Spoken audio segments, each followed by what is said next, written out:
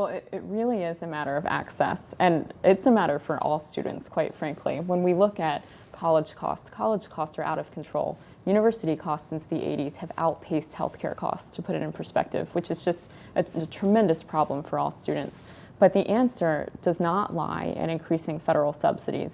We've seen over the years this kind of vicious, almost chicken and egg cycle through federal subsidies, whereby the federal government increases subsidies for students. And this gives students almost a false sense of purchasing power. And universities know this, and they in turn raise tuition, which sends students scrambling back for more federal funds. So it's this really vicious cycle. So the answer to reducing college costs and increasing access, at least, isn't to increase federal subsidies. It is to rethink the entire model of higher education. And there are great examples of this too. If we consider that states could have their public institutions, their public universities, put their higher ed content online for all taxpayers to access, that could really improve access for all students. MIT has done this. MIT has put all of their course content online for free for all Massachusetts residents, for all residents actually in the United States in general, which is really democratizing higher ed. So that's the direction in which we need to go, and we can definitely do that. Raegen, do you agree? It sounds like Lindsey's saying the business model for public higher education in the country is broken. Well, I'll go back to high schools for a second, because it's essential that in high schools students have access to rigorous courses that really prepare them for college level work, and also exposure to a college-going culture and college knowledge. You know, how do you apply for college? How do you apply for financial aid? This is part of increasing access. Once students are in college, many will still need remedial courses. And there, the question, it's not so much the cost issue, which I'm not an expert on, but instruction I am an expert on. And instruction in college is often the most old-fashioned kind of instruction around, with the least accountability around.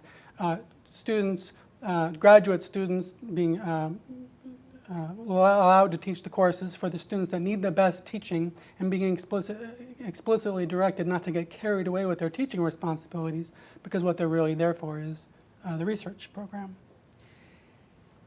Ron, an awful lot of Latino students are taking federal loans, but not going to four-year colleges and universities, but to for-profit vocational and technical education, the DeVrys, the Strayers, the universities of Phoenix, and not finishing a credential in those places. Right. What is this connected to that college knowledge that Raegen is talking about, knowing what you're getting into? I think it does. And on the other hand, I think that, well, first of all, the for-profit sector in higher education is the fastest growing. And it is based, or at least it's subsidized by federal funding, either loans that students take or Pell Grants or other financial aid.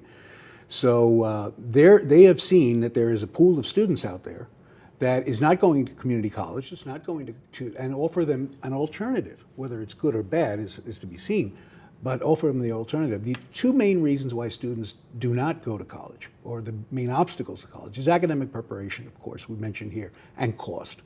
So the only alternative they have really is to go to a community college. And in a community college, they can take 2, 3, 4 years in the community college before they get an associate degree. So that's another dropout, leak in the pipeline. And very few of those students will end up going to a 4-year institution. So when you see that there are courses online, there are alternatives for the private schools, the private for-profit schools, that's the market that they try to capture. But you heard Lindsey talk about how more subsidy, more federal money is not the answer. So what is the answer? Well, it is very difficult. The federal government doesn't provide the bulk of the payment for the cost of education of children, of students. That comes from private money, it comes from family money, et cetera.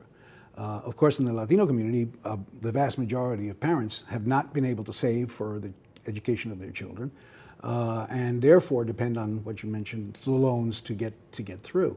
So the solution, I believe, is for the various states to expand opportunities within states for students, whether it's online programs, whether it's expanding community colleges, whether it's increasing or enhancing teaching at the community colleges so students can really have their academic preparation to go to a four-year college. And those supports that students need in those first 2 years so that they feel that they can go on to a four-year degree.